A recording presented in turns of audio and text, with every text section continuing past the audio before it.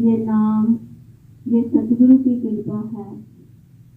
अगर सतगुरु के साथ जुड़े रहेंगे तो साथ संगत वो एक हमारी पहचान बन जाएगी कि ये गुरसिख है, ये महापुरुष है।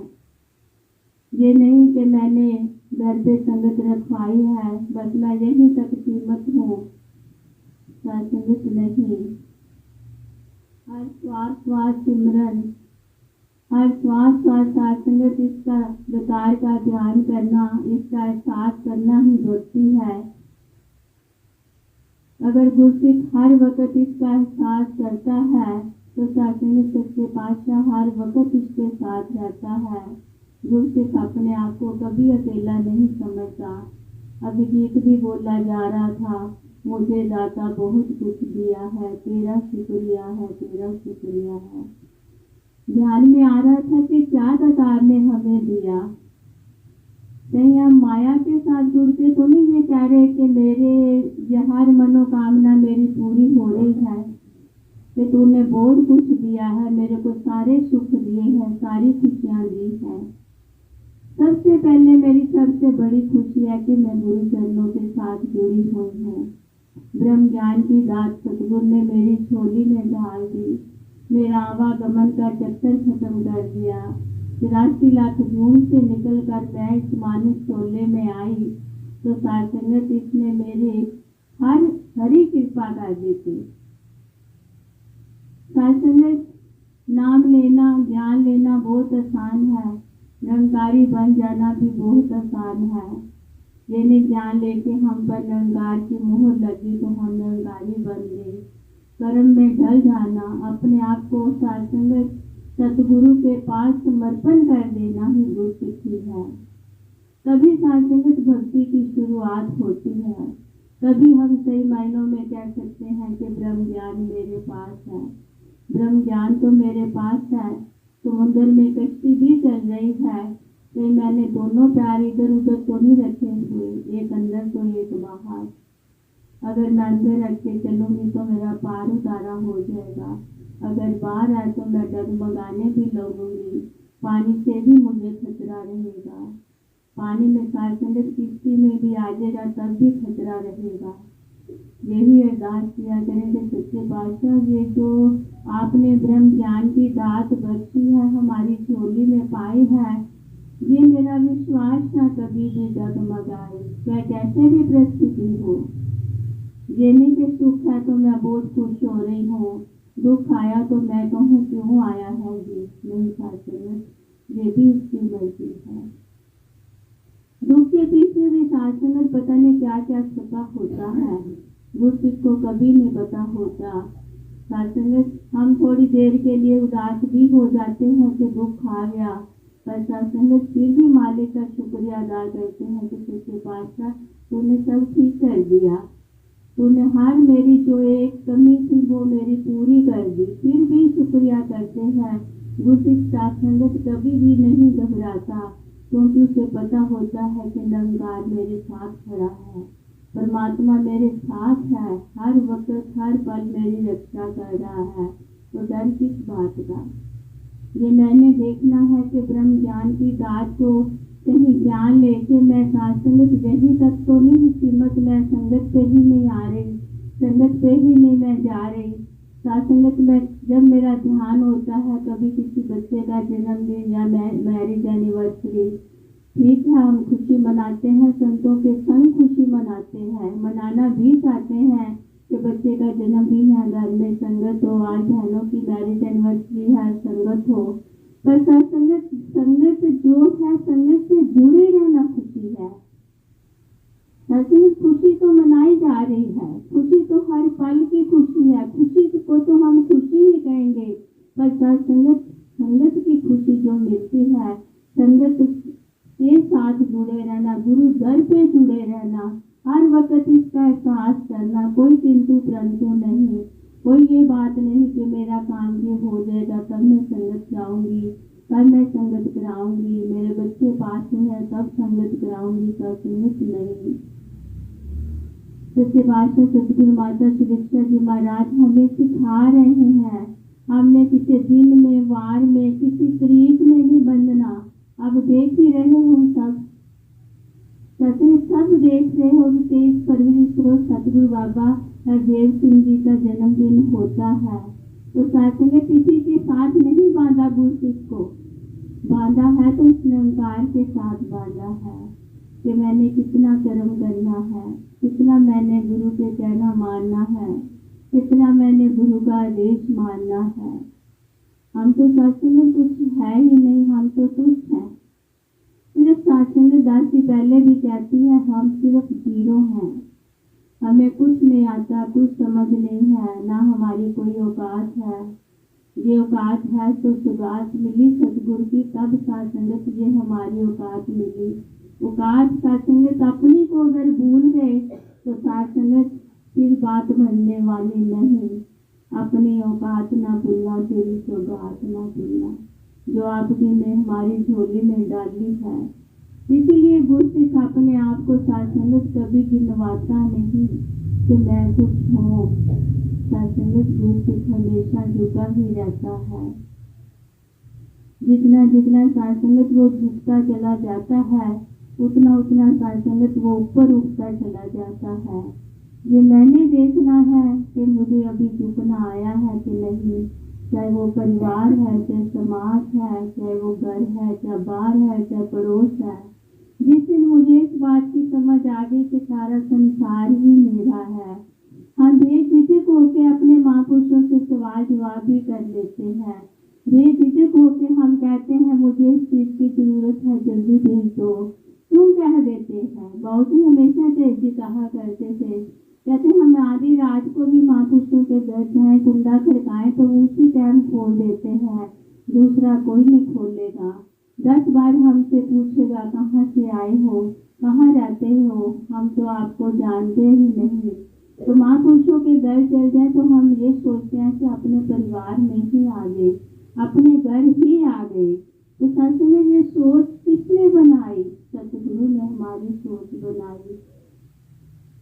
रहमत करो, बख्शिश करो। अपने आप को तुच्छ मानते रहेंगे, कुछ नहीं मानेंगे, तो इसने सत्संगत एक के साथ जोड़ के साथ में कई जीरो को सत्संगत लाखों करोड़ों अरबों बना दिया। क्योंकि मैंने एक को जान लिया, एक को मान लिया, एक को देख लिया, परम पिता परमात्मा को। सत्संग जैसे हम वो सुनते भी हैं, सतगुरु माता जी भी अपने विचारों में सुनाते हैं कि जैसे राजा की सवारी जा रही थी, तो सत्संग से राजा की सवारी जब निकलती है तो सारी प्रजा सत्संग उसके सामने झुकने को तैयार रहती है कि वो राजा है। सत्संग जैसे ही जाते जाते सभी उसके आगे नमस्कार हो रही है, झुक रहे हैं। राजा के सत्संग नारे भी लगाए जा रहे हैं, जय जयकार हो रही है। तो सत्संग वो जो एक मक्खी रथ के ऊपर बैठी है, तो सत्संग वो बहुत खुश हो रही है कि जो सलाम हो रहे हैं सबको मेरे को हो रहे हैं। तो सत्संग वो बहुत खुश होती जा रही है। वाह, आज तो मेरी किस्मत ही खुल गई कि आज तो सभी मेरे को झुक झुक कर सलाम कर रहे हैं। पर सत्संगत नहीं। जब रथ की सवारी सत्संगत राजा की रुकी तो सत्संगत राजा नीचे उतर गया, तो सत्संगत सारी प्रजा भी अपने अपने घर चली गई। तो सत्संगत मक्खी रथ पे ही बैठी हुई है, वो यही कह रही है कि ये क्या हो गया, मेरे में तो इतना अभिमान अहंकार आ रहा था कि सभी मेरे को सलाम कर रहे हैं, सभी मेरे आगे झुक रहे हैं, और ये तो राजा के आगे झुक रहे थे। सत्संगत कहने का भाव, ये कभी अभिमान, कभी अहंकार, कभी सत्संगत मन में कोई मैल ना आ जाए। ड्यूटी को ड्यूटी ही समझो।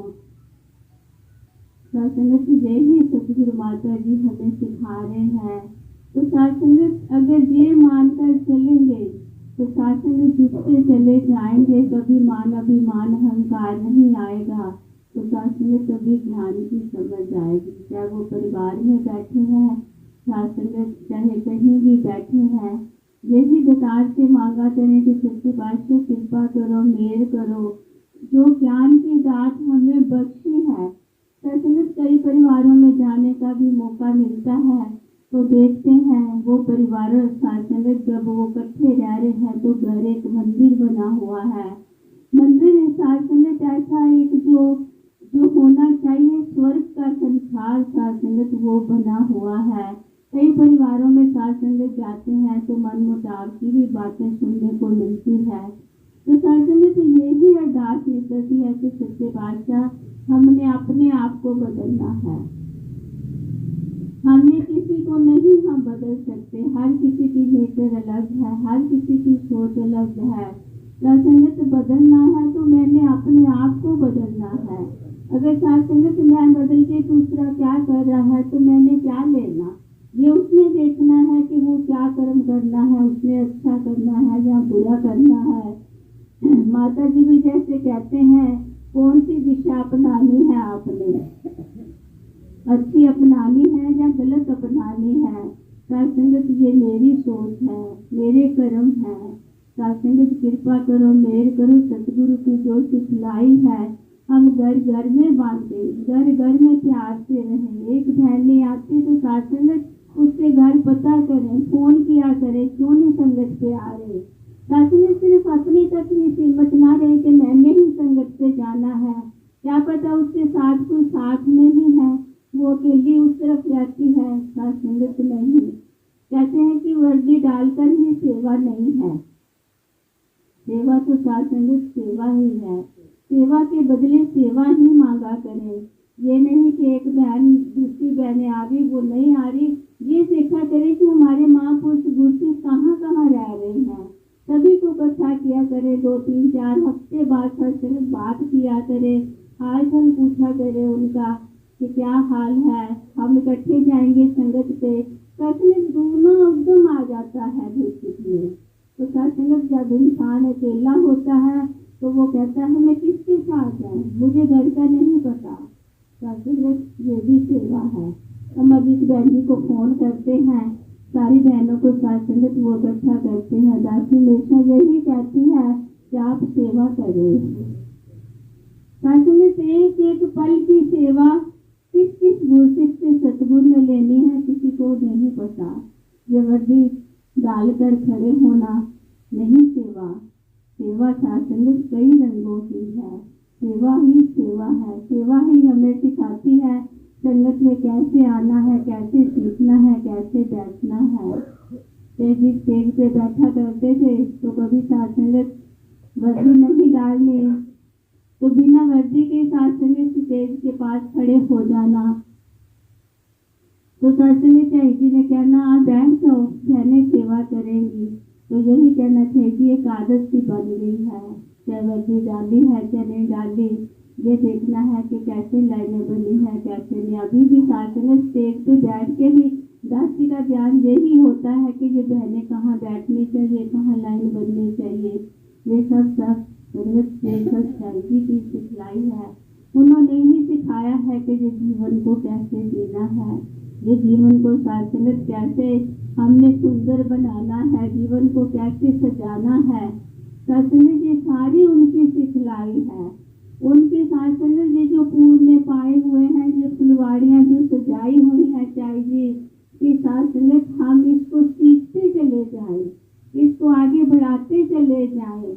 हर पल हर घड़ी चाय जी का तरफ ध्यान करें। बाबू जी का ये उन्हीं के फूल लगाए हुए हैं। फूल के साथ अगर संगत फूल के साथ फूल जुड़ता जाए तो कितनी खुशी होती है। गमले में जब पौधा लगाते हैं तो कितने खुश होते हैं। जब माली से लेते हैं तो संगत कैसे उसे देखते रहते हैं, एक पत्ता निकला है, 2 निकला है, उसे और भी हम केयर करने लग जाते हैं क्योंकि वो फूल जो कब निकलेगा, जो मेरे गमले को सजाएगा। जब संगत गमले के साथ एक फूल बना है तो दूसरा फूल संगत जब पत्ती निकलने लगती है तो और भी खुशी होती है कि किसके पास से तेरा शुक्र है कोई और भी जुड़ा है। ऐसे संगत माँ है, किसको मैंने जोड़ना है, किसको संगत पे लाना है। ये कमाई यही नहीं दूसरी की सेवा सिमरन सत्संग, दूसरी अपने कर्मों से संगत को जोड़ता है। उसके कर्म ऐसे होने चाहिए कि सभी जुड़ते चले जाएं। इतना आप आपस में एक दूसरे को बहने प्यार दिया करें कि सभी जुड़ते चले जाएं, जुड़ते चले जाएं, पहले आगे तू, पहले आगे तू, ऐसे करते चले जाएं। हर वक्त सत्संग हर गुरसिख ਨੂੰ जद गुरसिख मिलदा वेख के चार चढ़ जांदे ने, एक दूजे दे पैरां उत्ते न्यों सीस झुकांदे ने। ਇਹੋ ਚਾਲ है भगतां वाली, ਇਹੋ ही गुरसिखी है, ਇਹੋ ही है वालों निकी, ਇਹੋ खंडियों सिखी है। अब सत्संग हम ये भी कहेंगे कि ये कैसे हो सकता है भक्ति में। एक तरफ तो गुरसिख को गुरसिख मिलके खुश हो रहा है, दूसरों ये भी लाइनें साथ में सतगुरु अवतार शहनशाह जी ने जोड़ दी कि वालों निकी है तो सत्संगत खंडियों सिखी है। सत्संगत वाल, जो एक वाल कितना पतला होता है। सत्संगत हम देखें हमारे शरीर पर, हमारे सिर पर सबके वाल हैं, तो सत्संगत वालों निकी खंडियों सिखी। सत्संगत भक्ति को हम सिर्फ एक सहज अवस्था न समझे, ये खंडियों सिखी है। इसमें किधर भी देखें सत्संगत, इसमें बहुत कुछ इस लाइन से सीखने को मिलता है। मैं कभी किसी का मन तो नहीं दुखा रही, किसी को गलत बोल तो नहीं मैंने बोल दिया, मेरी जुबान में मिठास है कि नहीं, मेरे में सहनशीलता है कि नहीं, मुझे सहना आ गया है कि नहीं। खंडियों सिखी है, ये मेरे पे डिपेंड करता है कि मैंने कैसे बनना है। खंडियों सिखी बनना है कि मैंने सहनशील बनना है, मैंने नम्रता वाली बनना है, करुणा वाली बनना है, दया वाली बनना है। ये सतगुरु आज सिखा रहे हैं। मेरे जीवन अगर सही चल रहा है, मैं कर्म कर रही हूँ, मेरे कर्म से सत्संगत वो 10 और जुड़ जाएंगे। जैसे वो सत्संग दासी पहले भी वचन सुनाती है, जैसे एक इंसान सत्संगत बकरियां चला रहा था, तो वही साथ में सत्संगत भवन पे सत्संग की आवाज आती, तो कहता हर रोज यहाँ आके सत्संग सुनने को मिलता है, आज तो अंदर जाके देखता हूँ क्या हो रहा है। तो सत्संग में जैसे वो अंदर गया तो कहने लगा मुझको भी ये ज्ञान मिल सकता है। तो सत्संग आगे से सच्चे पातशाह ने कहा कि ज्ञान सबके लिए साझा है, हर कोई इसको ले सकता है। तो सत्संग जब उसने ज्ञान लिया तो कहने लगा दीक्षा क्या लोगे। तो आगे से सत्संग जवाब आया दीक्षा कोई नहीं, बस आपने प्यार से ही रहना है सबसे। ज्ञान से पहले सत्संग कहते हैं कि जब ज्ञान पास ना हो, किसी बात की समझ ना हो, गंदे बोल भी मुंह से निकलते हैं, कड़वे भी निकलते हैं, निंदा भी होती है, चुगली भी होती है। तो सत्संग धीरे धीरे उसका जीवन संवरता चला गया, संगतें करता चला गया। घर में भी सारे कहने लगे, परिवार वाले, ये तो बहुत शांत रहता है, अब तो किसी को कुछ गाली गलौज भी नहीं करता। परिवार में भी कहने लगे, आसपास पड़ोस के भी कहने लगे, गांव के भी कहने लगे, कहाँ जाते हो भाई साहब आजकल, आपका तो जीवन ही बदल गया है। तो सत्संग आगे से उसने कहा मैं निरंकारी सत्संग पे जाता हूँ। तो सत्संग जब इतनी बात कही, उसको देख के परिवार वालों ने भी ज्ञान लिया, पड़ोसियों ने भी लिया, दूसरों ने भी लिया, गांव सारा निरंकारी बन गया। सत्संग 2 साल हो गए जब ज्ञान लिए हुए, तो सत्संग सबके ध्यान में आया, आज तो बाबा जी के दर्शन होने चाहिए। सतगुरु बाबा हरदेव सिंह जी के टाइम की बात है। तो सत्संग सारे वो दिल्ली चले गए। आगे सत्संग सेवा दल की ड्यूटियां होती हैं, तो जाकर मैसेज उन्होंने दिया कि फलां मतलब के गांव से ना आपको संत मिलने आए हैं, बाबा जी के पास बात पहुंची। तो बाबा जी कहते हैं उनको अंदर बुलाओ। सिर्फ सत्संग जो हेड थे उनके संगत के, जो सत्संग सबसे पहले जिन्होंने ज्ञान लिया वो ही गए, बाकी सब बाहर खड़े रहे। सत्संग बाबा जी कहने लगे आओ संतो बैठो। तो सत्संग बाबा जी को आगे से वो संत कहते हैं कि बाबा जी दीक्षा देने आया हूँ। बाबा जी कहते दीक्षा देने आए हो। तो कहते बाबा जी मेरे साथ चलो, मैं दीक्षा देने आया हूँ। बाबा जी को गेट से बाहर ले आए। तो सत्संग क्या देखते हैं, हजारों महापुरुष खड़े हुए हैं।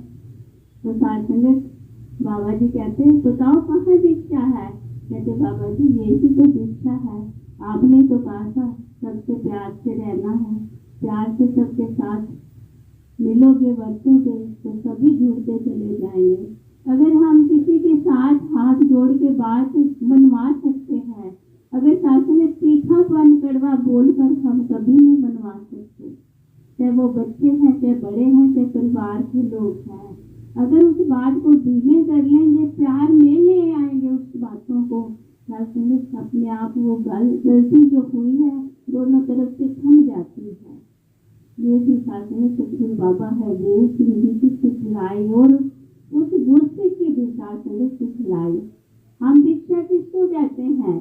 ये जो कथावाचक होते हैं तो कोई मंत्र देते हैं तो कहते हैं जी मुझे बताओ मैं अब कौन सी दीक्षा लोगे। पहले ऐसे होता था जमाने में, चाहे जी सुनाया करते थे, पर सासू ने दीक्षा ये है कि मैं ब्रह्म ज्ञान को बांट रहा हूँ, मैं जुड़ा हूँ, सारा संसार ही जुड़ जाए, ये दीक्षा है। सासू ने टाइम भी हो गया, बख्श लेना। सासू ने 10 दिया।